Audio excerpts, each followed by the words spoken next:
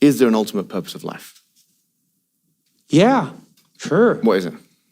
What we're doing here. Which is what? Hopefully trying to make peace. Is that enough? We'll see. Yeah. Because if... It's better than the alternative. What's the alternative? Hell. Okay. Which we're toying with. I don't mean us. Yeah. Well, us too, that's for sure. I But, you know, things are shaky at the moment on many fronts. And we have this opportunity in front of us, all of us, to have a very abundant world, right? Where everyone has enough and maybe more than enough. And we're shaky about that. We're not sure that that's acceptable, and we're not sure everybody should have it. We're not sure everybody deserves it, and even ourselves. And we're retreating into our corners in some real sense, and we're not addressing the elephants under the carpet. And you can't do that. Like the things we're discussing contentiously now, you know, they make for rough conversations, but they make for a lot rougher streets if you don't talk them out. And you have to do that in a spirit of ignorance.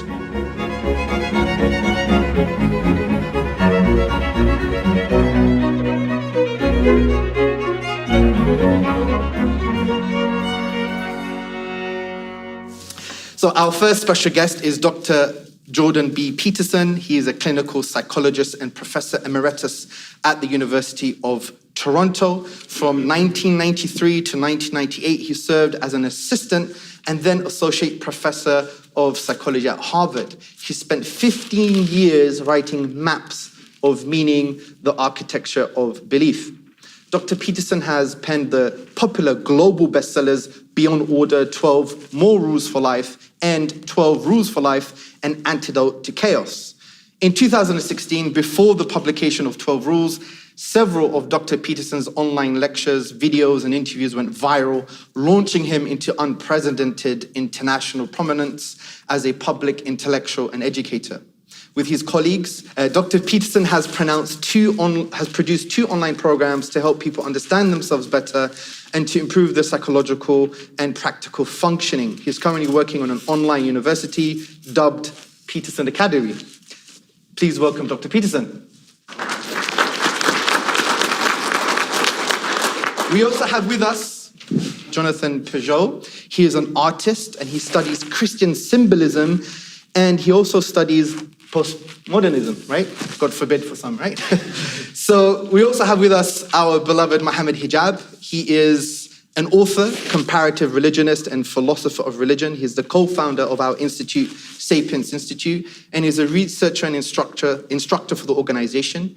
He has a BA in politics and a master's degree in history, and he also acquired a second master's degree in Islamic studies from the School of Oriental and African Studies, and he completed a third master's degree in applied theology from the University of Oxford, and now he's studying his PhD on the philosophy of religion, specifically on the contingency argument for God's existence.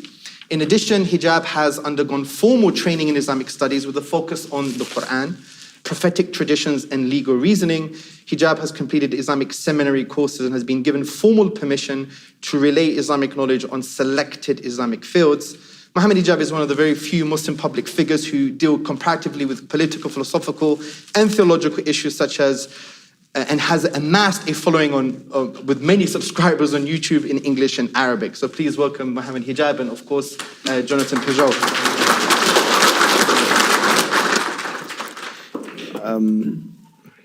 So because I'm 100% disagreeable and not polite at all, I want to get the elephant out of the room.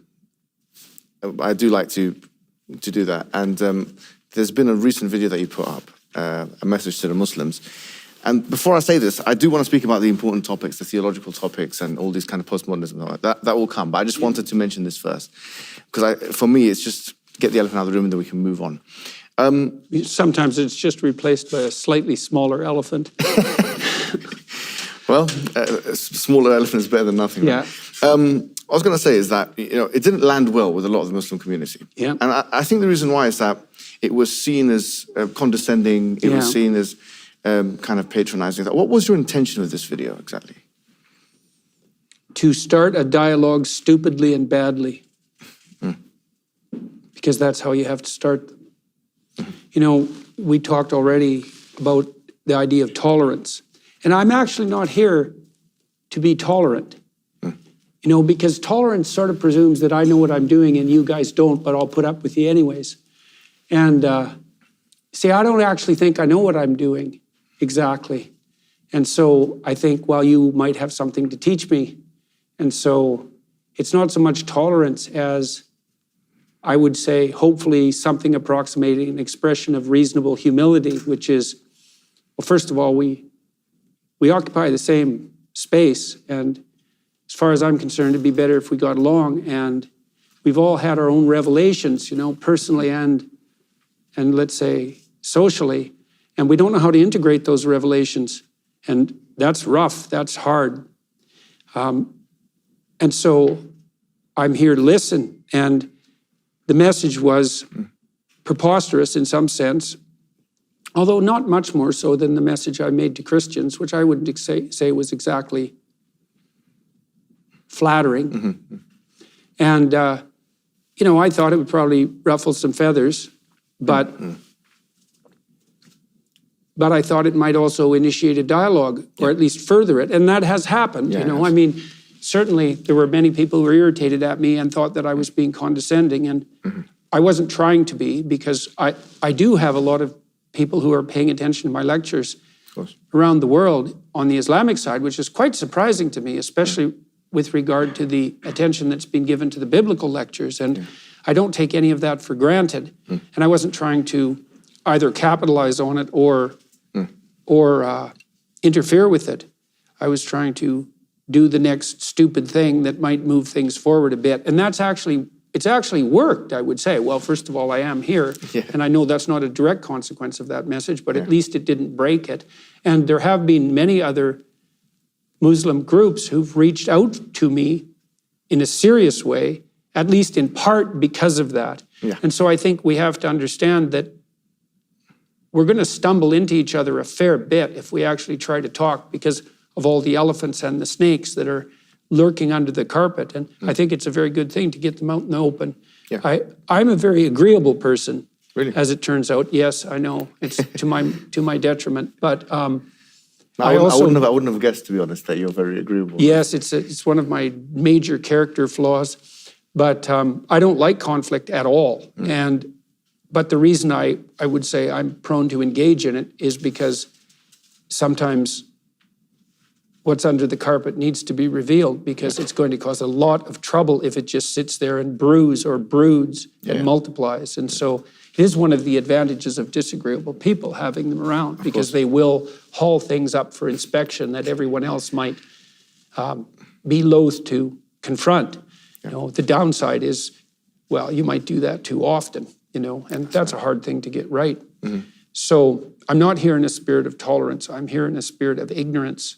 And I'm hoping, see, the other thing I've been thinking through, and you guys can tell me what you think about this, is it seems that in the situation we're in now, sort of globally speaking, that it would be useful for people of religious faith to note that there are other people of religious faith with whom they have much in common, one of them being religious faith, and that they are also confronting, as people of religious faith, a world that is attempting to, let's say, shake itself free of that.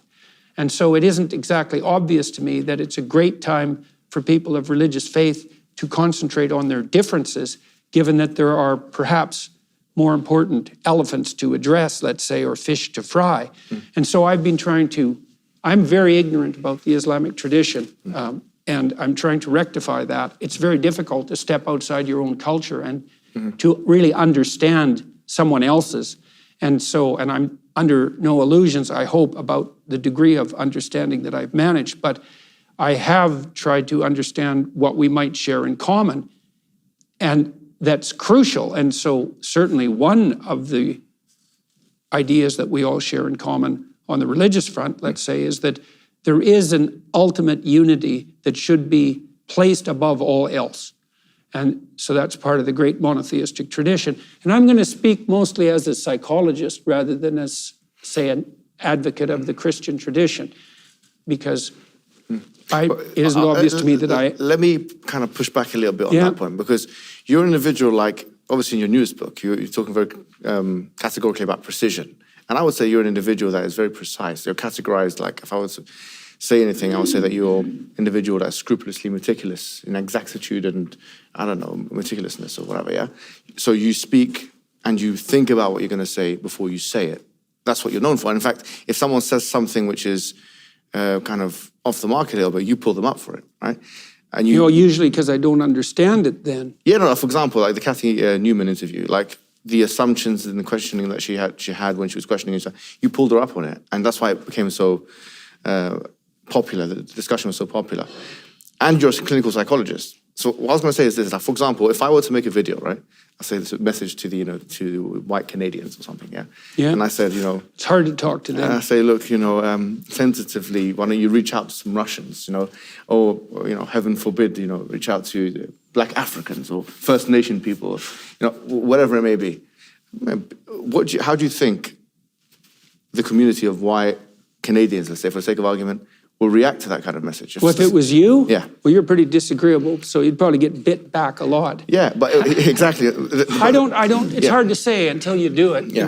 I mean, I have reached out to other communities, let's say. I did an interview with a friend of mine who's a Native American carver who lives on the West Coast. And, I'm not very happy with the narrative that's being promoted in Canada, which is that the European settlement of Canada is best viewed as genocidally colonial.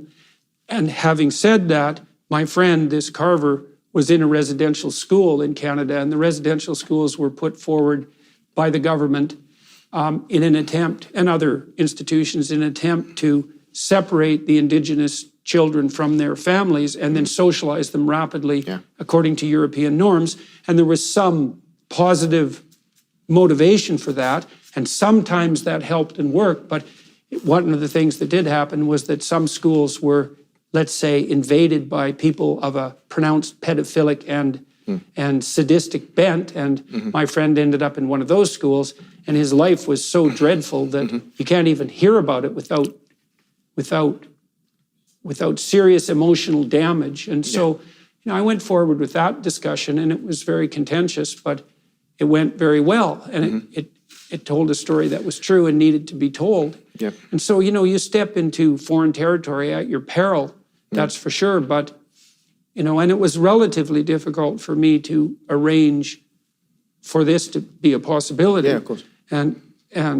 But my thought, again, because I'm trying to look for what we have to offer each other rather than what divides us, I thought it was worthwhile. Well, let me push back again once again on this point. So, for example, it's not always what you say. Sometimes it can be what you don't say. So, for instance, I think you've become somewhat of an emblem of Western civilization, right? In terms of you're an intellectual. Heaven help us. No, but you have. And I also push back on the point that this is a foreign culture, because I think that Islam, and you've mentioned this in the lecture as well, that Islam has now become part of, Western culture. Yeah, well, that's the open question. As we noted in the introductory remarks, it's like, is Islam part of the West? We're kind of having the same discussion about Russia in some real sense. And that's really going well at the moment. Yeah, so there's that part. But what I would say is that, if there is a bloody history of Western colonialism, and that's almost undeniable. Like, for example, look at Algeria, for instance. Algeria, when it was annexed by France. There's no dispute in that. There's no dispute in what happened there. So the issue, like, I'm giving you one example of many. The Spanish colonialism of Latin America, for example. There are things that happened, and I'm not saying that's not things that happened on only just on the Western front. Yeah. There are things that happen on the Muslim front as well, of course. This is true. Yeah, no doubt about it, right? No, I'm not going to stand here and defend the Muwahidun who came and were very intolerant to Jews and Christians and kicked them out of their homes and so on like that, who existed in Spain as well, in fact. So the point is, I feel like, I don't know, as a psychologist, I think my question would be to you, don't you think, is it of any benefit to be concessionary in this regard? Like, to start off a discussion by saying, like, we know that these are things that could cause resentment. Right? Yes. Because, like, for example, I know a lot of Algerian people, and this is very clear in their historical memory.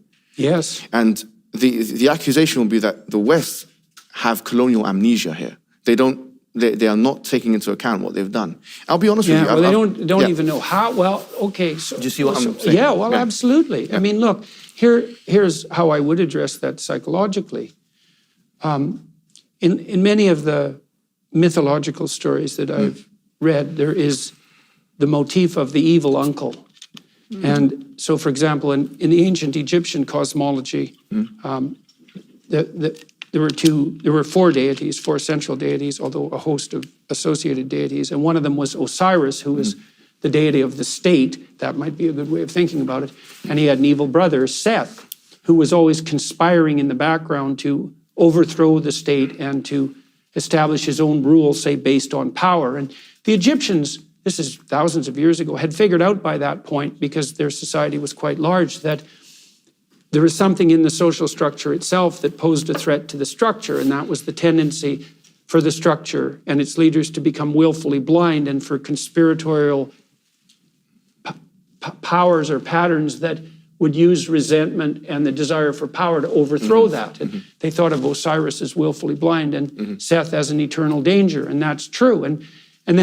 But there's another element to the evil uncle too, which is that in some real sense, and it's a very difficult thing to sort through morally, all of us walk on blood-soaked ground, because human history is, in some regards, a nightmarish catastrophe. And some of that's just because life was so difficult, but it's also because people did unbelievably cruel and malicious and deceptive, committed unbelievably cruel and atrocious and deceptive acts. And so we're all stuck with this problem that here we are in relative peace and harmony so far, although we seem to be doing everything we can to try to disrupt that at the moment. And part of the price that's being paid for that is an endless litany of historical catastrophe. And then we all have to face up to, well, what does that mean for us in terms of our individual responsibility? And how do we construe ourselves and our society in light of that fact? And we could go back and forth continually about whose historical atrocities were worse. And that's a rough contest, because, you know, the devil is definitely in the details there. And then it also brings up the other problem, which is, well, when the Spaniards went to Central America, a lot of the bloodshed they produced, or the death they produced, was actually a consequence of the introduction of disease, because that took out about 95% of the native population in the Western Hemisphere. And then the conquistadors were, well, maybe they weren't the finest representatives of the highest flowering of Western civilization. We don't know to what degree they were the sort of thugs that couldn't get along at home and went out adventuring. And even if I, say, attempted to take full responsibility for that, I'm not sure what it would mean, because I suspect I have a lot more in common with you people in the modern world than I do with Spanish conquistadors from 300 years ago. Now, I'm not saying I bear no responsibility for the bloodshed of the past, but I would say we all bear that responsibility, and that's something, I would say that's something like the conception of original sin. Yeah, and that's the point of difference. To be honest, I would disagree with that point. Like, as a Muslim, there is a verse in the Quran that says, وَلَا تَزِرُ وَازِرَةٌ وِزْرَ أُخْرَى, that one soul should not bear the responsibility of someone else's actions. Yeah, well, that's the other ethical complication. It's can you call me out in relationship to the atrocity of the past? Of course not. No. But it's complicated, right? Because at the same time you do say, and I don't mean you personally, but you know, we can say things like, well, the West is not bearing sufficient responsibility for its colonial past. And so at some level, that kind of devolves down to the individual. It's let me kind of rephrase it then. I think that's more of a left-wing criticism. It's like, you know, there's reparations and affirmative action programs. I'm not advocating any of that, and nor do I even believe in any of that, to be honest with you. Nor me. Yeah, so what I was putting as an alternative to that is this, is that there is this kind of, I would call this maybe an Orientalist, a new Orientalist narrative, which states that Islam is incapable of X, Y, Z. Call it tolerance, call it whatever it is. And look at what's happened in Islamic history. You've got all of these deaths and you've got all of these kinds of things that are happening comparative to what we have in the West. And what we're saying is that let's look at what you have in the West, because liberalism was an ideology that was started in the 17th century. Like, I mean, really it was crystallized, you know, with John Locke and all these kind of things then. And after liberalism was established, and in fact, the Constitution and in fact, the documents of the Founding Fathers and stuff like that were based on the liberal secular principles. Even after that, you had Napoleonic Wars. Even after that, you had colonialism continue. You had slavery continue until 1867, whatever it was, the American Civil War ended. So what we're saying is that this picture of history, that, the West is best, basically, this idea, because our ideology can fix all problems, it's not reasonable when you look at the historical records. I mean, one scholar called Naveed Sheikh actually done a piece. It's called Body Count. And he was counting the amount of people that died in each civilization. And he put the Western civilization as the highest. And because you have things like World War I and World War II, and these things were, World War I and World War II were nationalistic conquests. They were not religiously inspired. I mean, you can argue to what extent were World War I and World War II religiously inspired, but certainly Islam was not a main feature of the 30 million people that died in World War I, or however many million people died in World War II. So the point is that we're saying is that, and obviously you've got concepts in the West like manifest destiny, and which I think every single president of the United States of America believed in, westward expansion, these kind of things. The point is that the proposition that the ideology of the West can fix our problems, this is what we have an issue with, because what we're saying is that if we look at the historical record, there is no evidence of that. In fact, what it's shown us is that there's more bloodshed. Individualism has caused more death. Like, with all due respect, I know that you do cherish individualism. I'm not saying everything is bad about it, but when you have a society deplete of a communitarian ethic, is bereft of a communitarian ethic, then you can have these issues. And so these are conversations, and I think you are moving towards a communitarianism. Your newest book, you were talking about institutions and these kind of things, and the respect for tradition and these kind of things. I'm not sure if I'm reading you correctly, but these are the kinds of conversations I think we need to have. But on that point, I think, I don't want this to be interrogative. And I just want to interject one thing, because I think it's important. I think, Jordan, you're very kind, and I understand. I also watched The Message to Muslims, and I thought there were some problems with it, definitely. Okay. But when you said there's an elephant in the room that I want to address, my mind immediately went to videos I've seen of you with some of your friends in the street, and suggesting violence and suggesting aggressive actions against other communities, which in the West is something that, let's say, in Canada, people don't do that.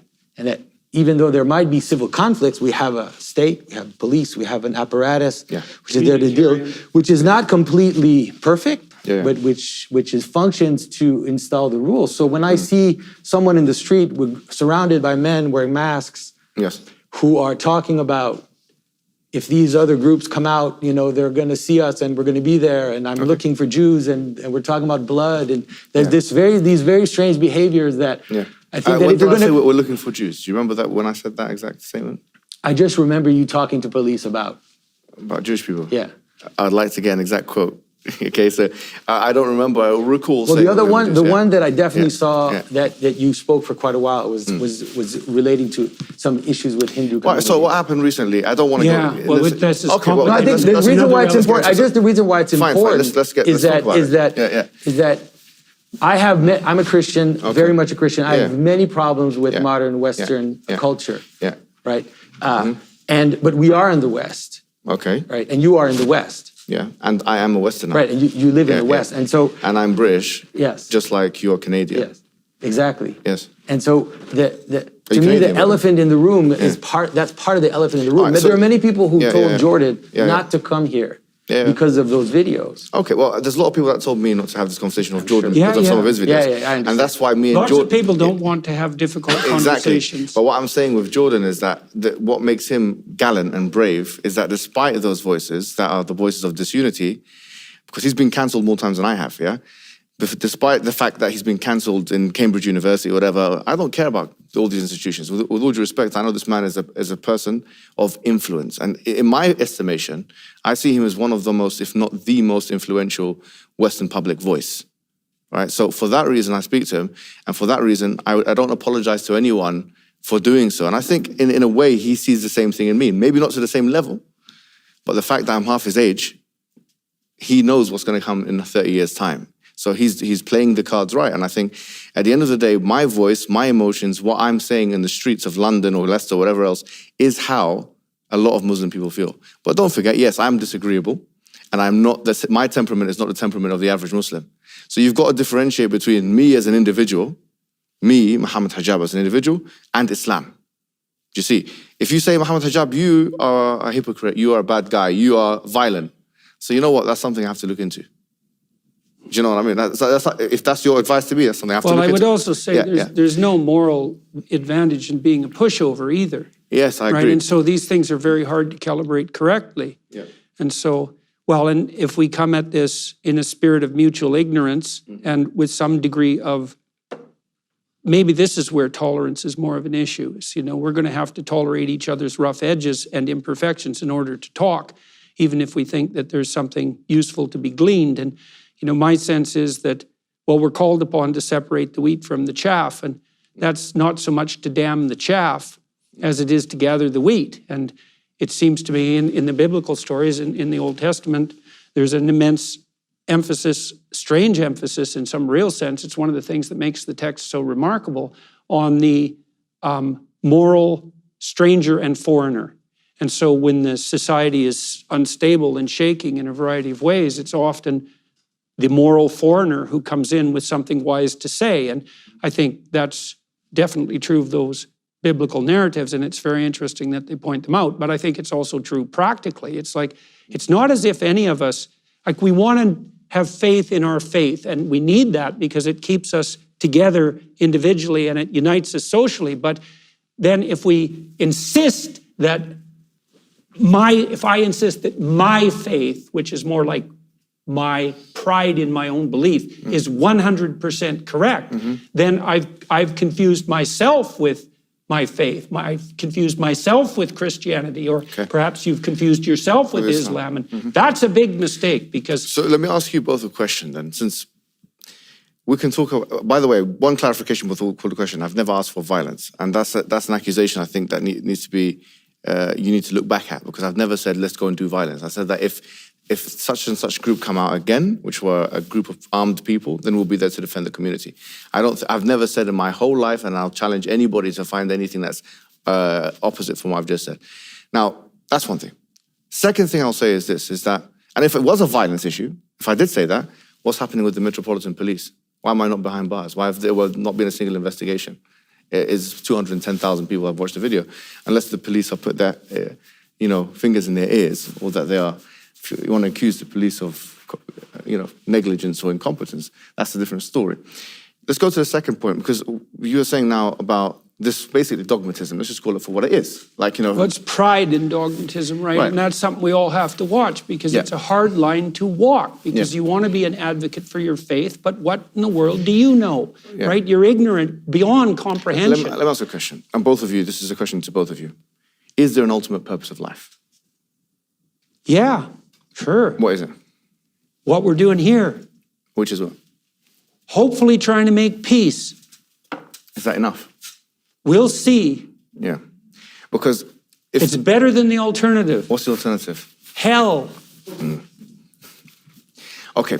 Which we're toying with. I don't mean us. Us too. That's for sure. But things are shaky at the moment on many fronts, and we have this opportunity in front of us, all of us, to have a very abundant world, right, where everyone has enough, and maybe more than enough. And we're shaky about that. We're not sure that that's acceptable, and we're not sure everybody should have it. We're not sure everybody deserves it, and even ourselves. And we're retreating into our corners in some real sense, and we're not addressing the elephants under the carpet. And you can't do that. Like, the things we're discussing contentiously now, they make for rough conversations, but they make for a lot rougher streets if you don't talk them out. And you have to do that in a spirit of ignorance. Like I was hoping to come here today and listen, I talk a lot. There's my flaw, but I don't know how to feel the right way forward. I think part of it is, first of all, to find commonalities. We believe in the fundamental necessity of a uniting book across the Jewish, Christian, and Muslim faiths. That's not nothing. Like, that's a strange thing to insist upon, and yet we all seem to agree. We believe in a higher and purposeful unity, the necessity of that, and then also in the necessity of putting that above all else. And we also agree that we're not very good at that. But that's the hardest one to get, is that even if you do claim, in some sense, to worship the highest in this monotheistic sense, that doesn't mean you're very good at it. And that's a hard pill to swallow, especially when you're trying to also be a courageous knight of your faith, let's say. It's hard to be properly humble in the face of the divine, but that might be, in some sense, the proper command. I mean, the fact that Islam means submission is a reflection of that in some sense, right? Just remember who's God here and who isn't. And that's a very hard thing to keep in mind. So when I listen to you, you disagreeable character, I'm trying to separate out the wheat from the chaff, you know? Because there's no doubt I have many things to learn, as I learned to some degree. Honestly, I appreciate this part of, like, you know, I learned from your humility, honestly, the way that you come across. And once again, I do appreciate both of you coming here, you know, and I appreciate disagreeability as well. Like what you've said there is good. I deserve the accountability just like he does. I don't want to be a person who, you know, can't dish it out, who dishes it out but can't get it himself. I deserve it. What I wanted to say is this to both of you. I want to do a thought experiment, yeah? And so imagine you're going to sleep. I don't know where you guys are staying now, what hotel you're staying. You're watching my videos, you know, me with the masks and stuff like that before you go to sleep. Subscribe on the channel, whatever you do, yeah? And now you're, after you've, you know, put the dislike and done your negative comments, which I deleted already and put it in the trash, which is what you do as well with tweets, and, you know, we can talk about that later. But after that's all happened and you've gone to sleep, you both go to sleep now, right? You wake up and you find yourselves on a ship. On a ship, yeah?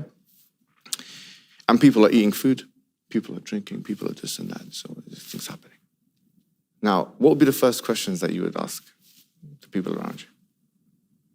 Would you ask things like, how did I get here? Where are we going? Are these... Yeah. Those seem like the first two good... Those are good questions to ask in general. Where are we? Go. How did we get here? And this is where are we going? Beautiful. That's what I wanted to actually get to, because this is what Heidegger, you know, Martin Heidegger, he's a controversial figure in his old right.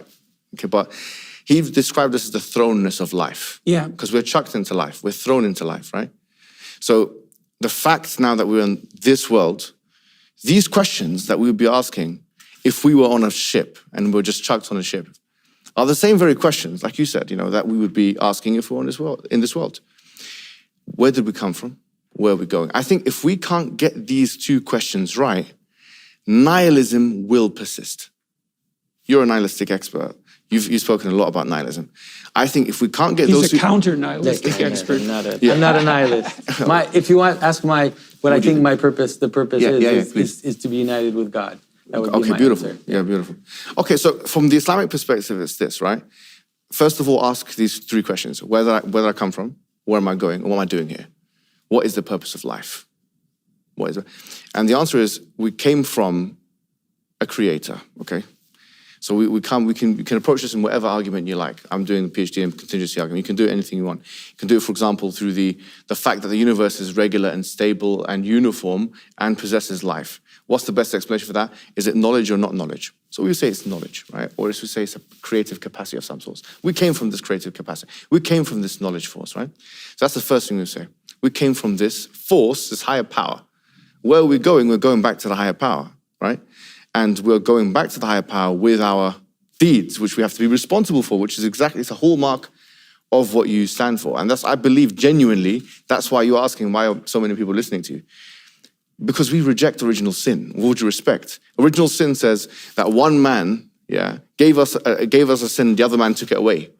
Basically, I mean, we're fallen creatures, and then Jesus, you got to believe in sola fide. You believe in whatever you know about Christian. I'm Orthodox, so I don't believe that. Oh, fair enough. Okay, fine. I don't believe in original sin the way you described it. Oh, fine, but that's fine. But fine, no worries. Eastern Orthodox, yeah? Yeah. Okay, fine. But the issue is that this... I didn't say I believed in it either. I just said that the concept of original sin is an expression of this problem that we're describing, which is that we're all burdened with something approximating, well, the thrownness and this ambivalent relationship we have with the atrocity of history. And that's worse, because if you study the atrocity of history with any degree of seriousness, you have to take account of the fact that people like you did it. And you might think, well, I wouldn't do it. It's like, no, I get you. I wouldn't be so sure about that. For sure. I mean, you know, you were talking about the kind of, you were talking about the suffering. And obviously one of the major sufferings is the Holocaust. I was reading the book, The Meaningful Life, Viktor Frankl, I'm sure you're aware of it, where he then produced logotherapy and all these kind of things. And it goes back to what Nietzsche said, if you have a why, almost any how is possible, Bearable. Yeah, if you have a why, almost any how is possible. So it goes back to, everything goes back to purpose, logotherapy. Yeah, just, if you have a purpose, then everything is possible. That's why I think that you can do the best as a human species, in the human condition, if your purpose is transcendental. It's higher than the physical, the material. And for us, the purpose is mentioned in chapter 51, verse 19 of the Quran, which is, وَمَا خَلَقْتُ الْجِنَّ وَالْإِنسَ إِلَّا لِيَعْبُدُونَ. We have not created human beings and jinn except for that they may worship me. What is worship? It's the epitome, the higher point of submission. Is the epitome of love as well. Jonathan has an interesting take on that too, that has to do with celebration, which I think is psychologically appropriate. Do you want to? I don't want to put you on the spot, but it's something I've been struggling to understand more. I've attended some Orthodox ceremonies with Jonathan and also on my own, and he's very perspicacious when it comes to describing the role of both worship and ritual, and so there's an element. Anyways, I'll let you continue with that. No, I agree. I agree that worship is also the manner in which we bind together, right? And so without something we celebrate together, then we don't. And so we have different levels of what we celebrate. We can celebrate in our families, the things that bind us, but ultimately that has to reach all the way up into something which is beyond. I think that's actually very powerful, And in fact, the very first lines of the Quran is Alhamdulillahi Rabbil Alameen, which is all praise and thanks belong to God, Lord of the worlds. All praise and all thanks. And this is a kind of celebration. This is a kind of praise. We agree that praising God at the highest level, celebrating God. I mean, the word hallelujah. Well, I would say in some sense, if we're doing that, well, there was some comments at the beginning about the importance of music. And you opened this event with music, and I've been beginning to open my events with music. And part of the reason that that's very much worthwhile and has to do with this drum beat that underlies everything is that music is a manifestation of something like the joyful spirit of harmonious play. And it's not semantic, right? It grips you and it sets the tone. I've heard you say something before about this. You said that music was impervious to refutation. It's impervious to rational. The meaning of music is impervious to rational criticism. Yeah, and I think that was a very powerful way of putting it. It's something, man. It's something to know.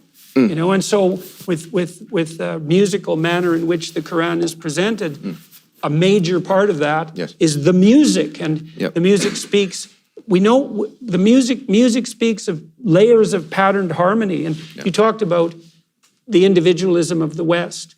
And I think that there's a flaw in that particularized conception that needs to be addressed by something that's more approximating a communitarian ethos. And I think you can understand that relationship to music because, look, to some degree, the three of us can sit on stage and everyone in the audience, we can be comfortable at the moment psychologically. So we're not too anxious and we're kind of engaged because there's a certain degree of playful harmony that we've established. Especially with him now.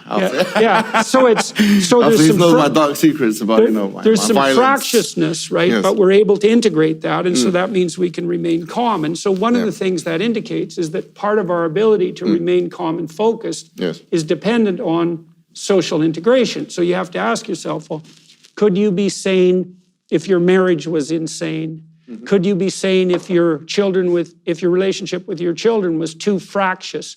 Could you be sane if you had no friends, if you didn't integrate yourself into the community and maybe the state and then maybe a higher vision? And as far as I can tell, the answer to that is no, you can't be sane by yourself. It's not merely a matter of psychological integration. It's not merely a matter of the isolated individual. And of course, we understand that in the West, although perhaps not as well as we should formally, because we'll punish criminals, for example, by putting them in solitary confinement. And that's another indication of the impossibility of, maybe if you were an expert meditator and a religious man, you could tolerate the solitude, but you probably wouldn't be a criminal then.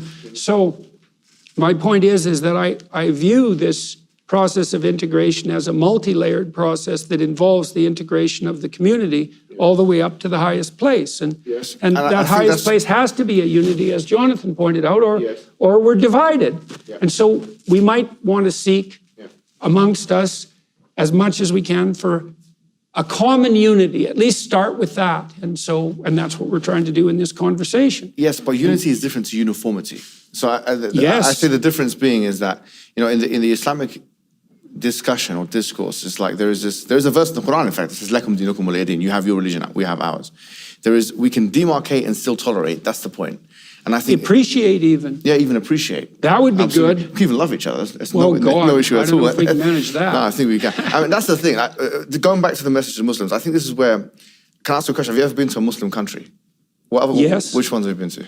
I've been to Morocco, and I've been to Turkey, and now have I been to any other Muslim countries? Not yet. Okay. There's many on the itinerary. Go to a Muslim country with a Christian population. I'm originally from Egypt. Yeah, we've had Coptic Christians there for years. Yes. Yeah, we've had them for 1,400 years. I mean, they were there before the Muslims came, right? And the point is that if you go to Ghana, go to Nigeria, this bleak image of Muslims and Christians kind of fighting each other, I don't think that's what's really going on. I'm not saying that there's no grievance there when the Christian community is in Muslim majority lands. That would be a lie, and that would be false, and that can easily be refuted. What I am saying is that it's not as bad as you think. If you go to these countries, you will not find, I do not think you will find what's going on. For example, you're talking about Hindutva in India with the Muslim minorities in a Hindu supposedly, majority, which is a peaceful religion. What's going on there? What's going on in China with the Muslim minority there? Or for example, may I add, sorry to say, but what's happening in Palestine as well? So I don't want to paint any large-scale endeavor with the brush that's, let's say, dipped in the blood of its worst excesses. I don't think that's helpful, because then we're all irredeemable in some real sense. I think it's much wiser for us to see what we can jointly celebrate, and see if we can manage that in something like a spirit of ignorance and hope. Because one of the things I learned a long time ago, it was very helpful for me as a clinician, was that if everything wasn't perfect around me all the time, it was probably, at least in part, because I was much less than I could conceivably be. And one of the things I learned from Carl Jung, who's a great thinker, was that what you need most will be found where you least want to look. And yes, well, and it's almost by definition, right? Because you can imagine that you're most likely to be most ignorant about what you're most afraid of and most contemptuous of. And so by definition, that's the last place you want to look. And if you're an advocate of a given religious faith, one of the last places you might want to look is in the wisdom of an alternative faith. I agree. And so, but that's, well, who are you to be such a committed advocate of a faith that's so complex that there's no way that someone like you can understand it? And I mean that of your own faith. And so it's not so obvious that the stranger you think is the devil doesn't have something to say. I get you, but I once heard you quote Carl Jung, because obviously you mention him a lot in your books, and I learned a lot from you about Carl Jung. Yeah, that he stated that the West are technological giants but moral dwarfs. In comparison, yes. Yeah. So, and that's the problem all over the world increasingly, right? Yeah, we're technological giants, but agree, moral midgets. To some extent. But what I was going to say here is that, going back to Carl Jung here, because, for example, and going back to the issue of purpose, if we're speaking about purpose, I watched your discussion with Sam Harris, and you were speaking about your... The last one? No, there was one that you'd done, I don't know, what, it wasn't that famous. You weren't speaking to him like this. But there was one point of it which really was like, it gave me an insight into your... I don't want to be a psychologist here, right? But it gave me, maybe I dare say, it gave me an insight into your psychological state. Because Sam Harris, he said, your conception of pragmatism, that truth is malleable or whatever. There's not one capital T truth like correspondence. Well, I said more that I don't believe that the most fundamental truth is objective in the scientific sense, and I don't think it can be. So not that objective truth isn't useful. So in that sense, your perspective, and you will know this as well, is more epistemologically pragmatist rather than correspondence theory, right? So correspondence theory says like one truth out there. I think correspondence theories have to be nested under pragmatic theories in some real sense. So you're saying the same thing as the American pragmatist said, Charles Peirce and William James. Okay, yes, very much. So what I was going to say with that, he said, if you believe in this, it will be at your peril. And you know what you said? You responded, you retorted, you said, it has been at my peril. You said it has. Now, let's focus on this, because this is actually deep. You said it has been at my peril. Why would Everything's at your peril, man. No, but think about this for a second, because I heard your voice and these words stuck in my mind, yeah? You said it has been at my peril. Now, let me submit something to you today. Could it be that it's at your peril because if you don't believe in truth with a capital T in the correspondence theory sense, that there is a God, and that's a true statement, just like 2 + 2 = 4 is a true statement, just like the geocentric model, the heliocentric model is a true statement. In that sense, there is a God out there. And he created the world. He created you. He's sustaining the universe. He is maintaining the universe. There is a true statement, and that is in a correspondence theory sense. If you don't have that level of certainty, then you will end up being in existential angst and you will end up being depressed. Because that's what the Quran says. The Quran states, وَمَنْ أَعْرَضَ عَنْ ذِكْرِي فَإِنَّ لَهُ مَعِيشَةً ضَنْكَ. Whoever swerves away from my remembrance will have a depressed life. So for us, I think that I think almost by definition, when you veer from a path oriented towards the highest unity, that you fall apart. It's by definition. Now, I don't know what that means specifically with regards to a correspondence theory, because the correspondence theorists tend to be more oriented towards a materialist viewpoint, and that doesn't seem to me to work out very well when discussing something like God. Do I think that we strive towards a higher unity, that unity is real and that it's necessary? No, but there's no contradiction in having correspondence theory in dualism or idealism. It doesn't have to be materialism, because that would indicate the truthhood of empiricism. Well, I would say then my answer to that is that I try to act as if that's true. And I think I say I act as if it's true because I'm not in a position to make any final judgments in some real sense, but I am in a position to stake my life on certain faith-based propositions. That's what you can do. That doesn't mean you're right, but that's what you have at your disposal. And so I am trying to do that, to feel the proper way forward in this spirit of, let's say, playful unity, and to put that above all else, which is partly why I also said that I did it at my peril. The thing is, what I would say is that if you take the proposition that truth is utility, and what is useful is that which is true, that's basically the American pragmatist stance. If you take that... Well, it's not exactly, not exactly. Well, I think that's what Charles Peirce said almost by word. I know. Yeah. The pragmatists are more like engineers, which is, well, you can't build a perfect bridge because what do you know? You can't build anything perfect, but you can build a bridge that's a bridge insofar as it will stand up and allow you to walk across it for 400 years. And so, and then the notion there is, well, it's not perfect. It doesn't correspond precisely to the ultimate nature of reality, let's say, but it's good enough to move you from point A to point B. And so... Yes, but going back to Viktor Frankl and the idea of meaning, what I'm saying is, I know you're a psychoanalyst, from the Quranic paradigm, this will not be enough. Meaning, based on your current paradigm, according to the Islamic diagnosis, you will be depressed. Why? Because your purpose is not strong enough. Do you see the point? Yes, well, that's probably true. So, I know that sounds a bit intrusive, so I do apologize for that. But I want to. I don't think it is intrusive, because I think if you deviate from that orientation towards unity, then I know this from a psychological perspective. If you deviate from orientation toward the highest unity, which you might think about as the highest goal, two things happen. One is you experience less positive emotion, so joy and enthusiasm and engagement, because positive emotion is experienced in relation to a goal, not as a consequence of achieving it. So if you're pursuing the highest goal, then you're celebrating most intently. And then if the goal you're pursuing isn't unified, then it's multiplicitous, and then you're confused and anxious and unstable and depressed. So I would say that's true by definition. What I was reading recently, I've read all your books, and I even read some of your peer-reviewed work. Because when I was going to speak to you, then I said, you know what, I'm going to do my homework. So I read everything. One of the things that you said one time in The Maps of Meaning, you started off the book by saying, when you were a young lad, I don't know how young you were, you said that you found the doctrines of Christianity incomprehensible and absurd, yeah? And you also said that you found you had some kind of issue with Christianity because of the Genesis narrative and how incongruent it was with scientific narratives. You went to a pastor, you said, or a church cleric or something, and then you left the church.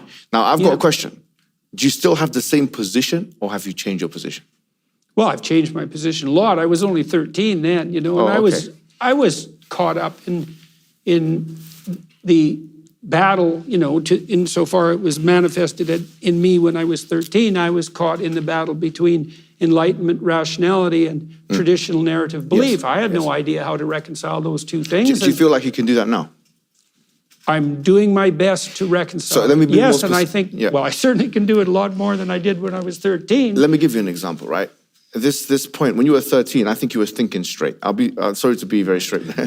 It's hard to believe that someone is disagreeable with you as you would manage that. Because someone with an IQ of 180 or whatever you have, someone of your intelligence. When you were 13, you probably had an IQ of, I don't know, 120 or something, yeah? So you were operating like my friend over here, Ali Dawa, on his level, at the age of 13. But what I was going to say was that, you know, the reason why I think he was, because look at the Trinity, for example. Look at the schisms. Now, this goes to your specialism. The idea of three all-powerful entities, that Jesus is all-powerful, that the Father is all-powerful, the Son is all-powerful, and the Holy Spirit is all-powerful, but there's not three all-powerfuls, there's one all-powerful. You have one ultimately willing being, which is a person, which is Jesus, and then another person, which is ultimately willing, which is the Son. The Quran says about this, it says, مَا اتَّخَذَ اللَّهُ مِنْ وَلَدٍ وَمَا كَانَ مَعَهُ مِنْ إِلَهٍ إِذًا لَذَهَبَ كُلُّ إِلَهٍ بِمَا خَلَقَ وَلَعَلَ بَعْضُهُمْ عَلَى بَعْضٍ. In chapter 23, verse number 91, it says that Allah has not taken any son, and he did not have any creator with him. Had that been the case, they would have stripped one another for what they would have competed and tried to outstrip one another for power. Meaning this idea of three all-powerful persons is unintelligible, to say the least. The idea that Jesus Christ exhibits two natures. I know that there are schisms and there's differences of opinion among Christians, but the fact that you have this human nature where Jesus is walking and he sees the tree and he can't eat from the tree, he doesn't know that the tree is in season or not, or that he doesn't know when the hour is, or whatever it may be. The Quran says it very clearly. كَانَا يَأْكُلَانِ الطَّعَامِ. Him and his mum used to eat food. This proposition that they're limited and unlimited at the same time is it's a contradiction. It's an affront to logic. This will cause you cognitive dissonance. Because if you want to be a rational actor, and you want to be... that's the thing. Yeah. I don't want to be a rational actor. But you do when you do your scientific experiments. That's true. So why'd you separate the two things? Because rationality should be subordinated to something above it. And I'm trying to subordinate myself to that. And so my reaction to what you're saying is that this isn't an insult. I'm telling you what my reaction is. Please say it's not even a criticism. Of course. I find that discussion, as soon as it started, I found that less interesting than what we were doing before. It was harder for me to focus on. And I think the reason for that is that it transforms to some, and I'm not saying this isn't necessary at sometimes, but it transforms the transcendent into something like an intellectual and propositional discussion. And so in some sense, we're debating perhaps not the fine points of theology, because they're more like the blunt points of theology. I understand. But there's something about that that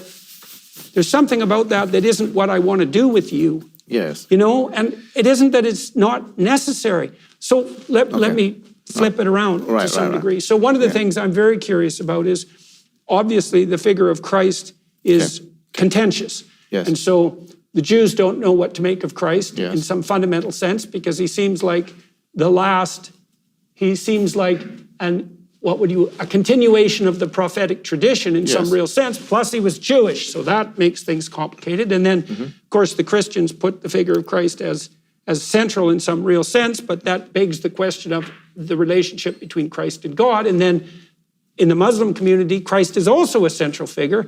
And so I'm curious about that, and we could say we have doctrinal differences about what constitutes that centrality. It's like, fair enough, and I would also not say that I understand what that centrality means. So one of the ways I would understand that, let's say, is that in the Western tradition, and I don't know to what degree this is true in the Muslim tradition, one of the attributes of what Christ is psychologically is the logos. And so if we're engaged in dialogue, which is dual logos, then we're embodying the spirit of something like mutual enlightenment. And that's then the presence of that spirit in the genuine confines of temporal reality, right? It's something like the infinite descending to the finite to illuminate us. And to the degree that we can have a dialogue in good faith, which is also a religious notion, then we can engage in that process of dialogos, and that transforms and redeems us. And then when I say, well, do I believe that? I say, well, it isn't just that I believe it as a proposition, it's that I can tell when it's happening. And so can you, I think. It's like, you're going to see that this conversation will ebb and flow, you know, and some of the time it's going to grip you. You think, we're at the heart of the matter, and sometimes your attention's going to wander. And your attention's going to wander when we're off the path. And so I would say that to the degree that you and I are communicating, this is a religious way of thinking about it, is that we're doing our best to embody the spirit of the logos. And if that's working, then we're making progress. And I know that in the Western tradition, that's part of what has been conceptualized as the fundamental attribute of the figure of Christ. And I know that Christ is central in the Muslim tradition. And so one of the things I would want to know is not how we differ doctrinally, because I don't even think I'm qualified to debate you on that case. We've got the guy here. Well, Jonathan might have some things to say, but what I would like to know instead is, why do you believe that the figure of Christ is central in some sense, or maybe I've got that wrong, although I don't think so. Why do you think the figure of Christ is central both to the Muslim faith and the Christian faith? And what do you think that says about what we share in common? Because I really don't understand that. It's a mystery to me. Okay, so Jesus Christ, if secular historians will look at him and differ on his existence or not. The majority, to be fair, do believe he existed, right? Even secular historians, atheists and agnostics and whatever it may be, right? It's the simplest explanation. Yeah, it's a simple, of course, yeah. So I believe that, first of all, Jesus Christ existed, which in the modern age is worth noting, right? Muslims are the only other major world religion who believe in Jesus Christ as the Messiah, as the prophet. Right, he had the virgin and this birth. is a strange thing, so we should definitely be trying to sort that out. All right, so this is the first point of commonality. We believe in Jesus Christ. We believe in his miracles, that he cured the blind with God's permission, that he raised the dead with God's permission. We believe that he even, he created some things which in the Gospel of Thomas, not mentioned in the Bible, like, but for example, the clay bird and so on, that he blew into it and it became an actual bird, that he cured the leper with God's permission. We believe that he was one of the mightiest human beings that have ever lived on the earth. And we believe that his mother was the best woman who ever lived on the earth. The Quran actually explicitly says that. Well, that seems like a good starting point. Right, and so that is the first thing we believe. When we look at the Quranic verses relating to Jesus Christ, we don't look at those metaphorically. No Orthodox Muslim, normatively, looks at those in an eschatological way. It's not eschatology for us, it's history. So we believe that this is actually historical. That's the first thing. And the reason why I mention that to you is because I listen to all of your biblical series. I think a lot of Muslims have, and you know that right here. A lot of people like it. It's because obviously... strangely enough. And it's not very strange if you know the Quran, because the Quran actually tells us to go to the people of the book and to listen to them and to, and you'll find in exegesis, like for example, Tafsir ibn Kathir, like one of the staple exegesis of the Quran, they use biblical verses all the time. Let's go to the people of the book. Let's see what information they have. At-Tabari mentions what you call Israeliyat, which is basically passages from the Bible, passages from the Torah and so on like that, from the biblical tradition and from the Torah. So it's not abnormal for Muslim people to be interested in Christian explanations. That's been going on for 1,300 years, yeah? That's the first thing. The second thing is that because symbolism is important, and you've mentioned, for example, Egyptian symbolism. You mentioned, for example, Orisis and, I don't know, Isis and all this. Not that Isis. I know he already thinks I'm a hooligan. This man's already, but, the Egyptian god Isis. I have to make that very clear. And so on, yeah? So my question would be, therefore, before we talk about symbolism, because a symbol can be you can have a symbol and an expression of something which exists at the same time. For example, you can have something which is not metaphoric, because you can't have a metaphor and non-metaphoric, but you can have a symbol and something which doesn't exist. For example, I say that you are a symbol for Western, I don't know, whatever it is, intellectualism, yeah? Possibly. I mean, it's debate. Is Jordan Peterson a symbol for Western intellectualism? Debate it. And he exists. Now, here's the point. Like, you know that there are central doctrines to Christianity, like the crucifixion, the ascension, the resurrection, and all the above, right? These are doctrines. How do we look at these doctrines?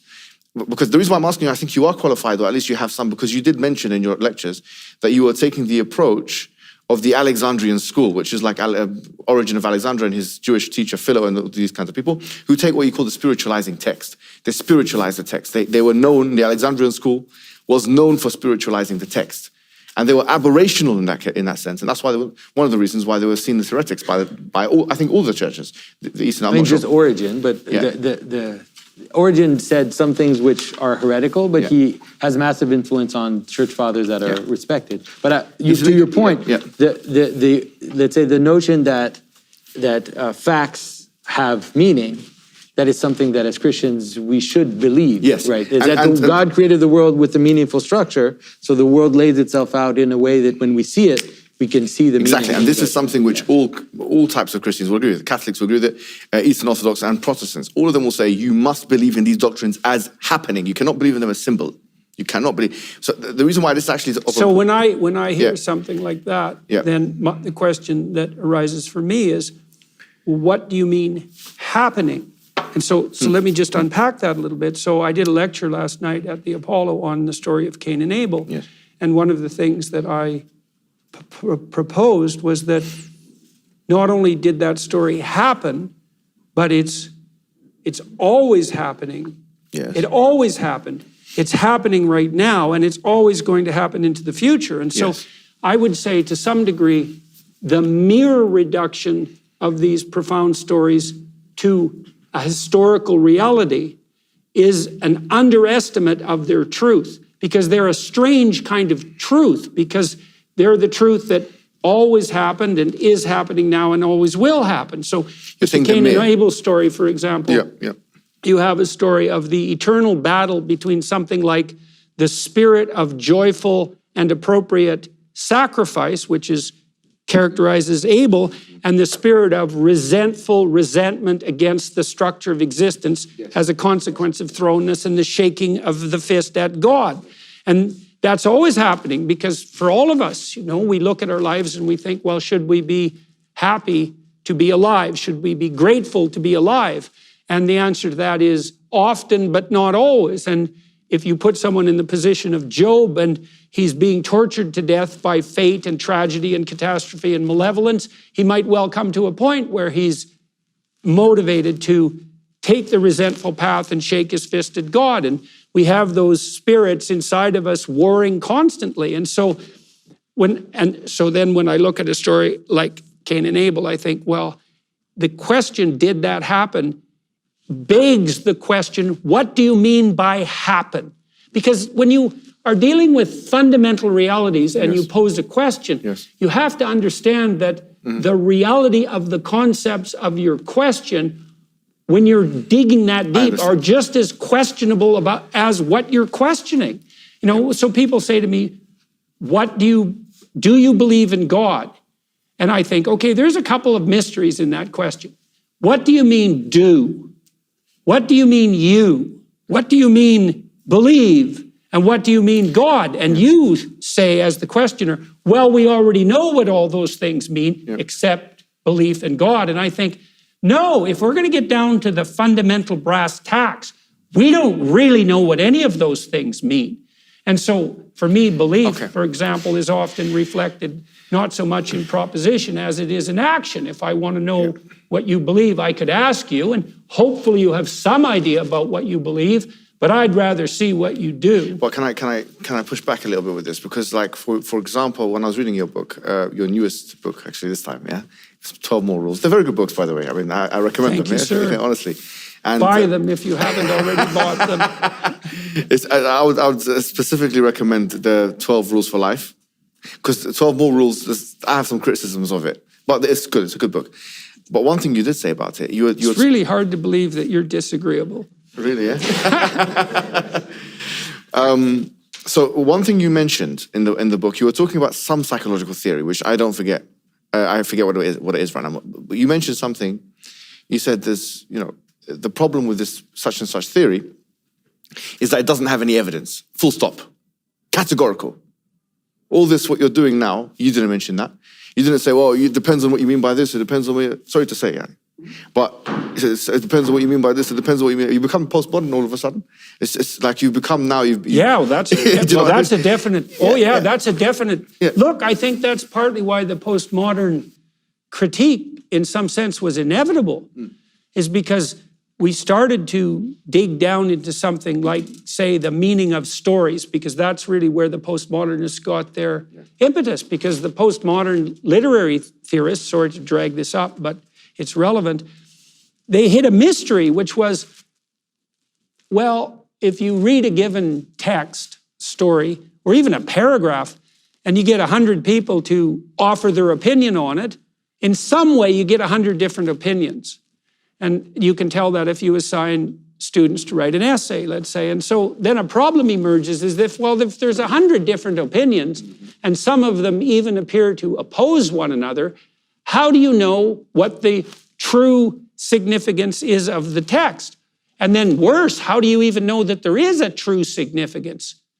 And then you think, okay, well, that's a major problem. And then here's a worse problem. Imagine you have an assemblage of texts, like the biblical corpus, let's say, which is really a library, and it's in some sense canonical, right? Well, if you can't decide on the fixed meaning of even a given paragraph, how in the world can you make the statement that this selection of texts, which are much more complicated than just paragraphs, is somehow canonical? Now, the answer to that is, this is the answer. We don't know.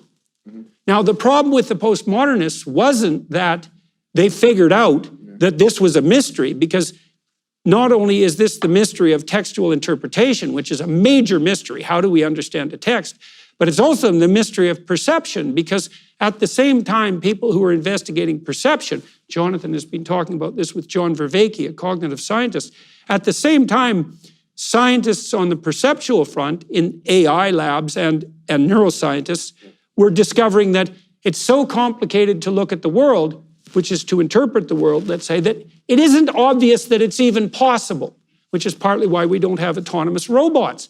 They can't see the world. Now, it's easy for us because we just look at it, but that's not so easy. And so what's the point of all this? Yeah. Well, the point of all this is that if you delve into questions deeply enough, you do run into the problem of perception and the multitude and multiplicity of perception. And that's a real problem. And so when I do something like I interrogate a question, well, the postmodern problem does emerge. Now, I've been trying to work out solutions to that, and Jonathan and I and John Vervaeke have been discussing this a lot. Okay. The postmodernists were correct, I think, in their diagnosis of the problem. They leapt right to the idea that the way we solve the problem of perception is by exercising power. They just took a Marxist story and said, well, there's the solution. When you say they here, who are you talking about in particular? Mostly the French intellectual types like Derrida and Foucault.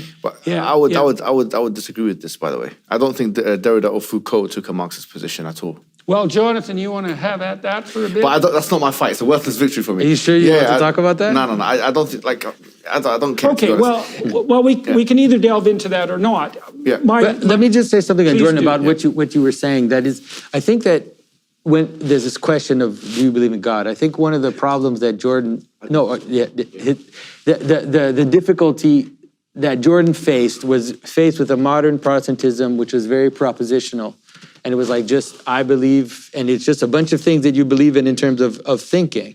And I do think that what Jordan is trying to grasp at and trying to understand is actually probably closer to something that most traditional Muslims would believe, which is that if you say that you submit to God, but you don't submit to God, then that word is empty. That I agree with. Yes. And the question is, why is it empty, right? Yeah. If you said the words, why is it still empty?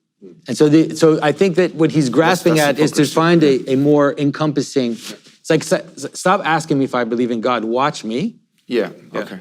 No, but I get what you're saying. But what I'm saying is this, is that the attitude that you have towards scientific investigation is that which is more congruent with a correspondence theory type understanding, Yes. right? So you simply ask the question that, by the way, the Quran asks. And one of the central questions the Quran asks us to ask Christians and Jews is قُلْ هَاتُوا بُرْهَانَكُمْ إِن كُنْتُمْ صَادِقِينَ. Bring your evidence if you're truthful. This is the central question that Muslims are asked to ask. The same question that you, as a scientist, ask, we have to ask as well, right? And I'm using the word ask a lot here. What I'm saying is, this is where the cognitive dissonance may come in. I'm not saying It does come in. So that is part of what's torn the West apart on, say, on the basis of the Enlightenment versus the religious tradition, to the degree that that's a conflict. Just to add to this point is, for example, going back to Origin of Alexandria, yeah? Origin of Alexandria, because he has this hermeneutical dilemma. He has a hermeneutical dilemma, right? He doesn't know what to do with what verse. Is he going to spiritualize it, metaphorize it, or is he not going to do that? He was asked by an apologist called Celsus. He said, what do you say of the crucifixion?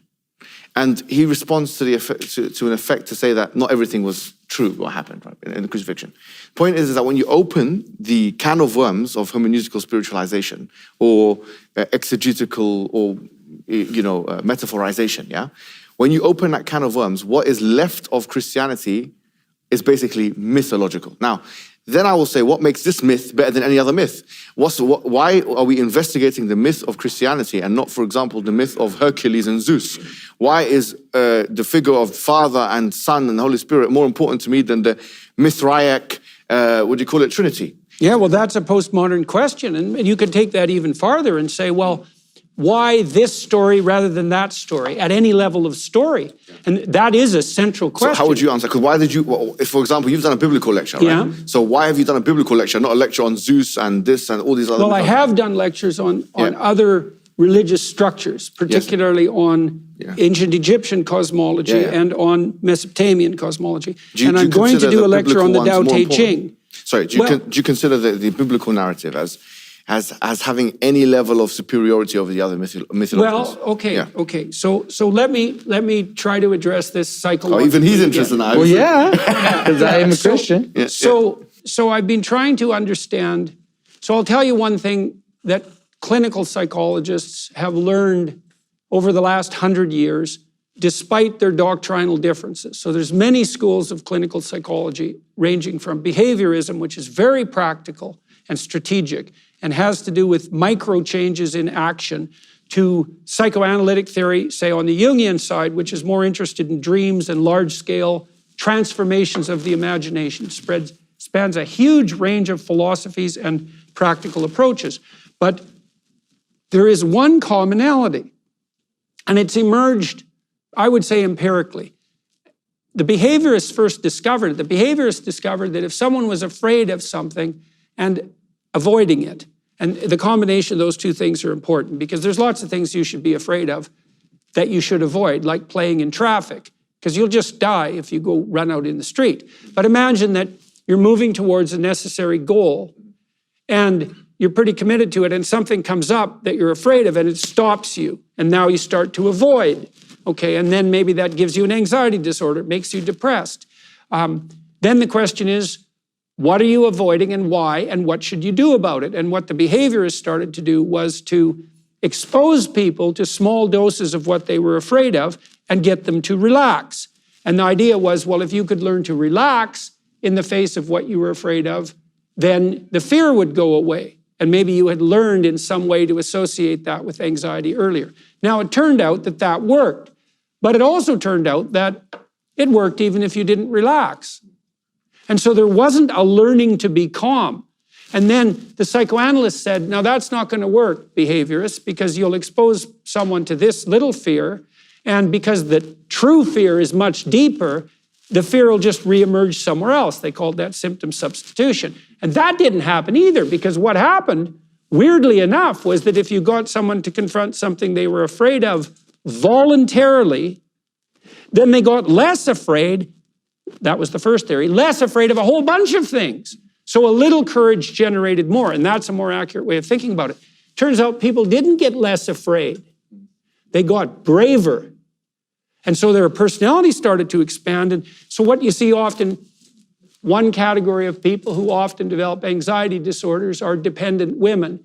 And so those are women who've gone from sort of superordinate man to superordinate man, who've never established a sufficient individual identity. And maybe that comes back to haunt them later in life, and they develop an anxiety disorder. And maybe they're afraid to get into an elevator.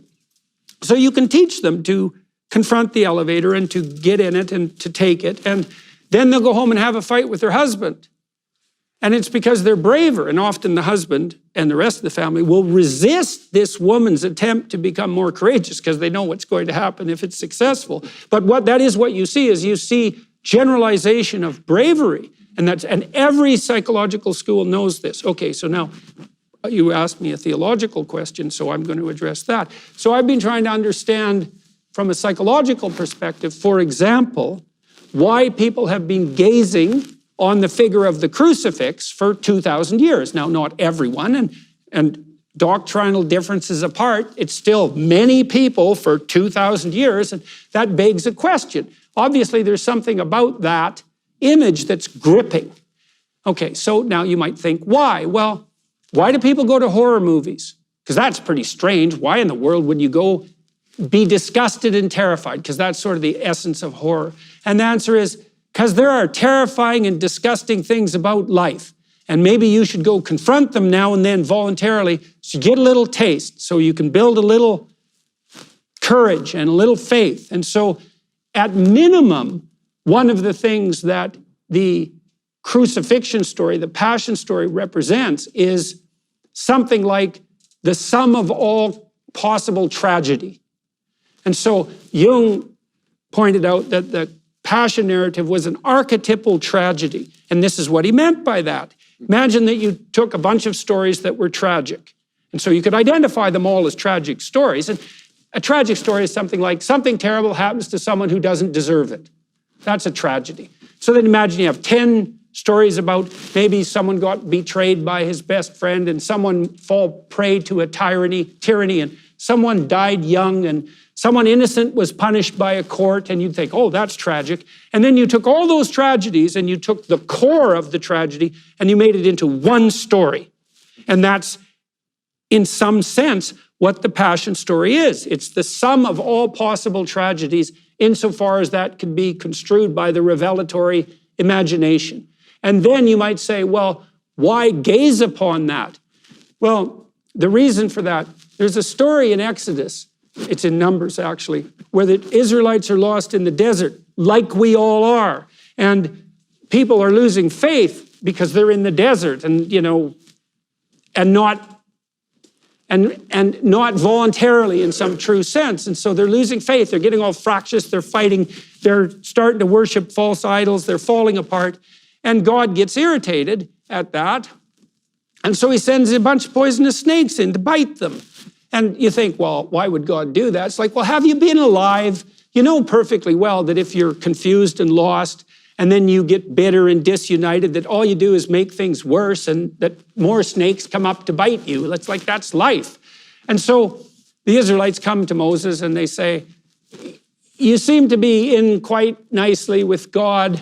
Do you want to ask him to call off the snakes? Like, we're sorry, get him to call off the snakes. And so Moses has a chat with God, let's say, and God says, he doesn't call off the snakes. And so that's the thing about God is, very often, he doesn't call off the snakes, And he says instead to Moses that you have to make a staff. You have to cast a staff out of bronze. And on the staff, you have to place a serpent. And then all the Israelites have to go and look at the serpent. And if they look at the serpent, then they'll no longer be poisoned by the snakes. And then there's a section in the Gospels where Christ says something approximating that unless his figure be lifted up like the serpent in the desert, no one can be redeemed unless his figure is lifted up like the serpent in the desert, which is a very strange thing to have happen, right? Because it's a reference to this very strange story that's ancient in a very strange context many thousands of years later.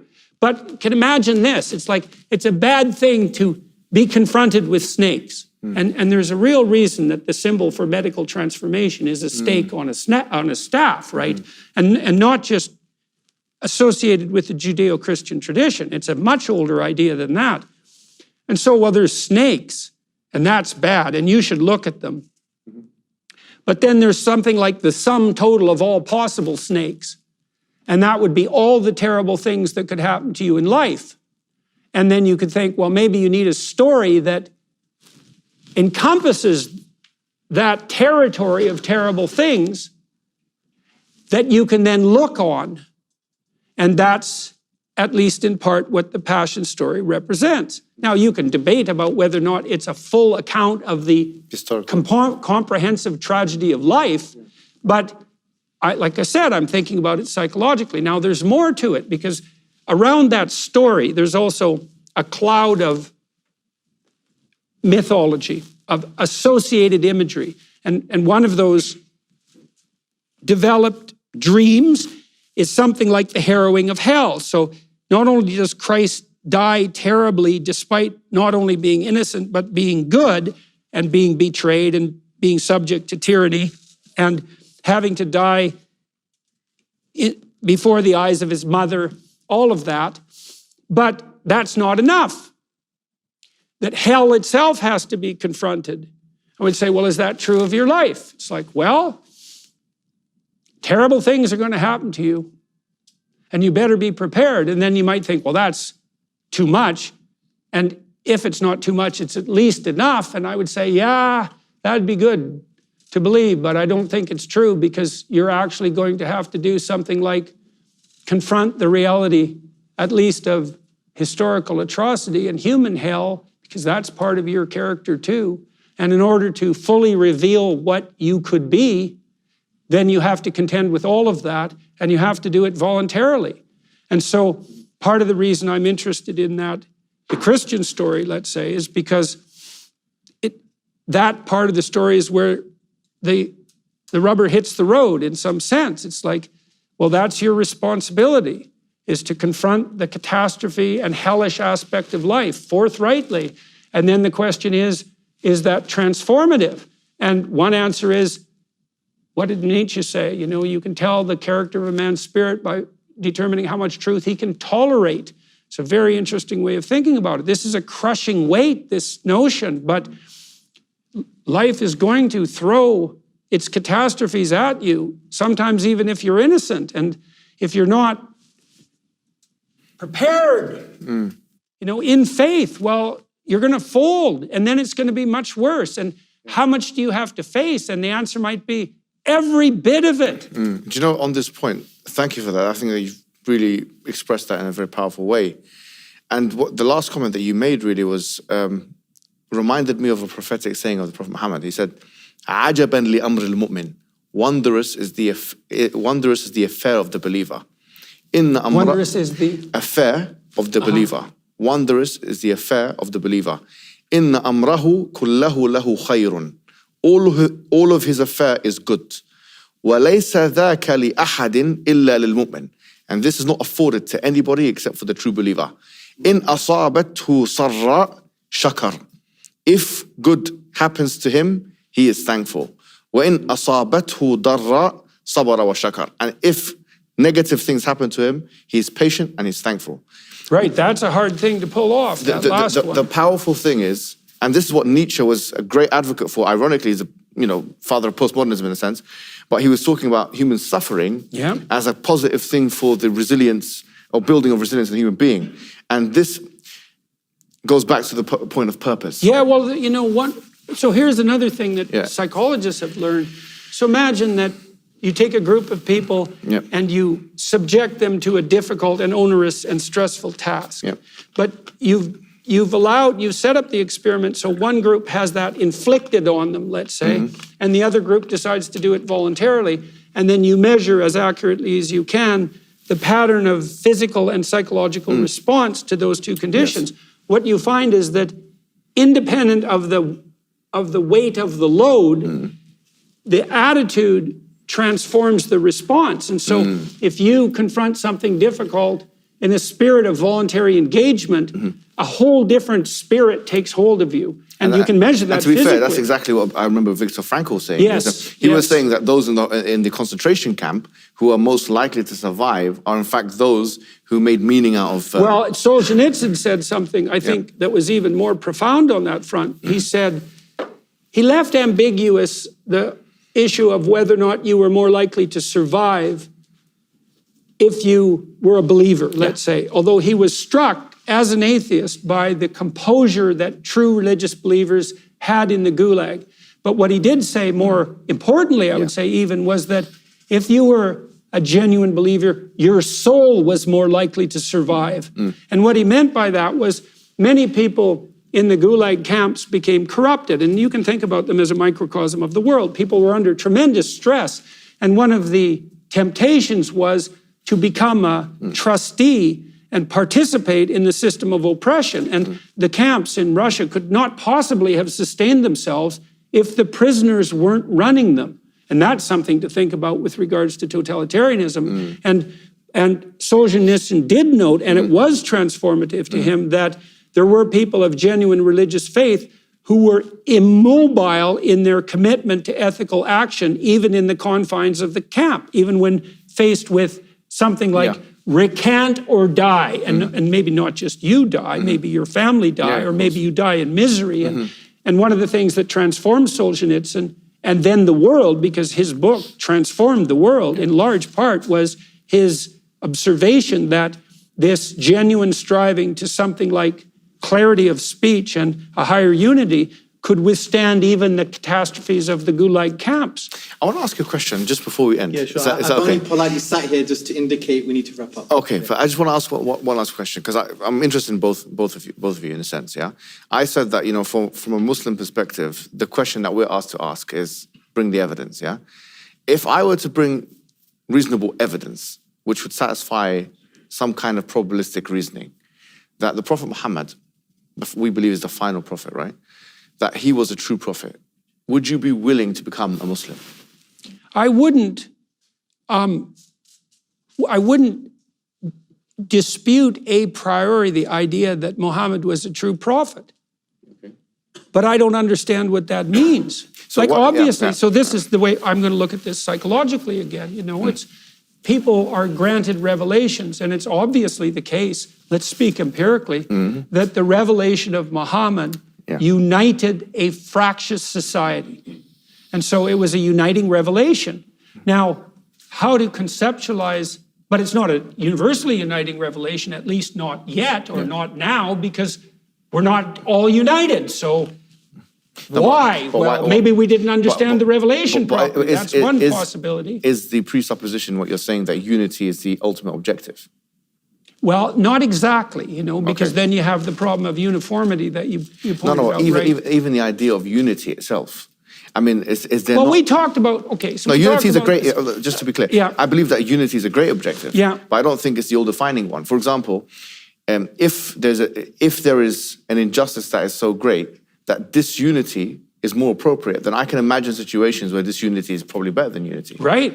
I'm sure you can as well. For example, like in the Soviet Union. That would be a false unity in some sense, exactly. Right? So that's what we're talking about. That's why you wanted to address the elephant under the carpet right away. Exactly. We can't have a false peace. Exactly. And we can't incorporate things we can't yet incorporate. Yes. The reason why I'm bringing this to your attention is because I feel like it's my duty as a Muslim, especially in the mosque, right, to tell you that as Muslims, we believe that the previous dispensations, as they were like Christianity and Judaism, they are part of our faith in a sense. Not in the sense of believing the doctrines and all of that kind of thing. Like, we obviously don't believe in original sin or the resurrection, the crucifixion, all this kind of thing. We don't believe in any of that. Or the Trinity, of course.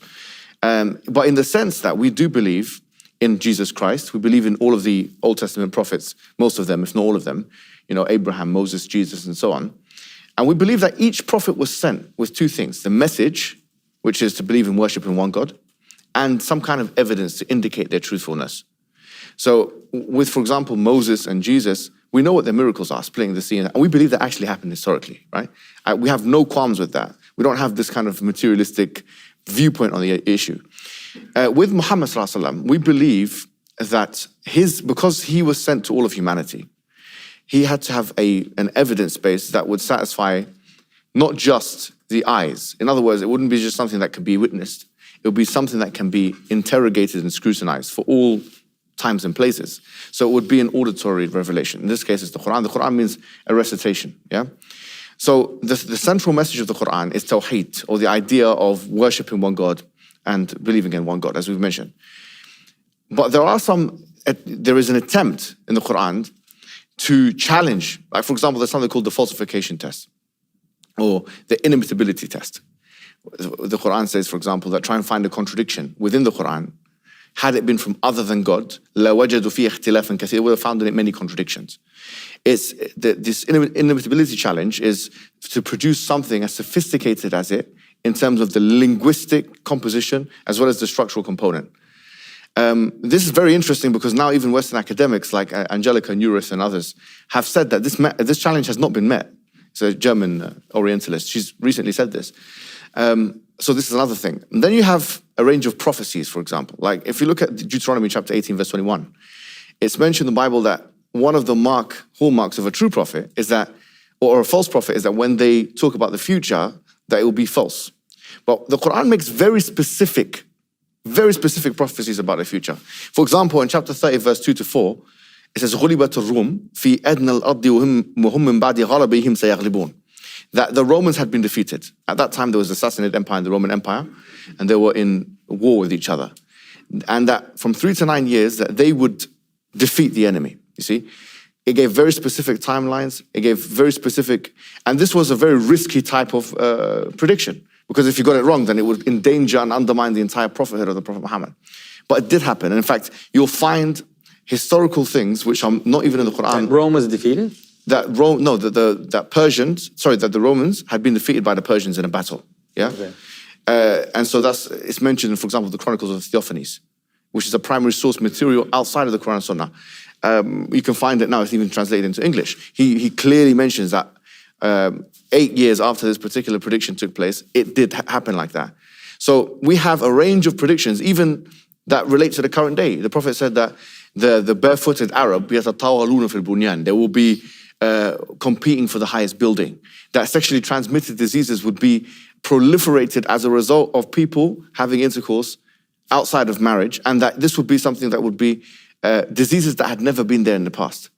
The interest-based economy that we live in is mentioned by the Prophet Muhammad. I said in the future, interest will be everywhere. Whoever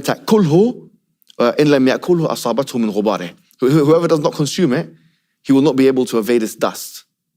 So this is another thing. So for example, you've got a range of prophecies where Islam will spread country by country. Where, this is mentioned, he's going to go, there's a hadith that says, زُوِيَ لِيَ الْأَرْضِ, that the earth has been expanded for me. فَرَأَيْتُ مَشَارِقَهَا وَمَغَارِبَهَا, I saw its west points and east points. وَإِنَّ أُمَّتِي سَيَبْلُغُ مُلْكُهَا, and my nation will reach its points, مَا زُوِيَ لِي مِنْهَا, what was projected, and it's saying east and west. If you look at the Islamic expansion, Barnaby Rogerson, who is a historian, he said that the similitude of the Muslims going eastward and westward and conquering the amount of countries that they conquered in that early period, which you can read in the book that I've given you, is like Eskimos taking over Russia and America. That's what he said, Barnaby Rogerson. On the point of prophecies, even people like Edward Gibbons, they agree that the prophecies of the Quran had been met. So I have to ask. Yeah. So I don't understand the question exactly. He wants to know if you'll convert to Islam. No, I'm saying that. No, that wasn't. That's the question. Well, look, I would say to some degree, it's not up to me. No, but my question was, just to remind you, the question was, if I gave you evidence that would satisfy a certain level of probabilistic. No. So you wouldn't?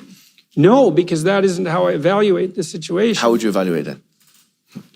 This is the crux. Well, I'm a Muslim enough to have been invited to your mosque. No, you're always invited, even if you're not there. But I mean this specifically. I mean this very specifically, I don't think in some sense, it's a very complicated problem. Okay.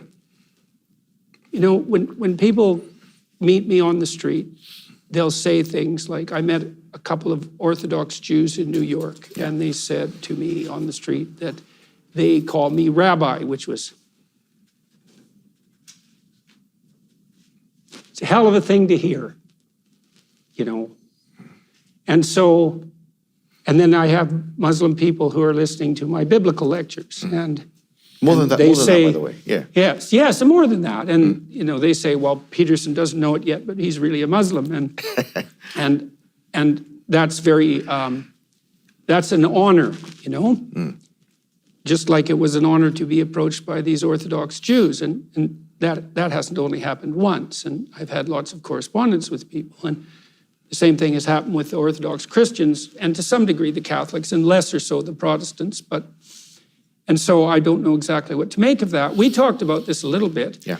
And let's talk about proof, you know? Well, for me, the proof of faith is the attractiveness of its adherents. And that's something to think about, right? Well, are you a shining example of the Muslim faith? Well, how hard do you shine?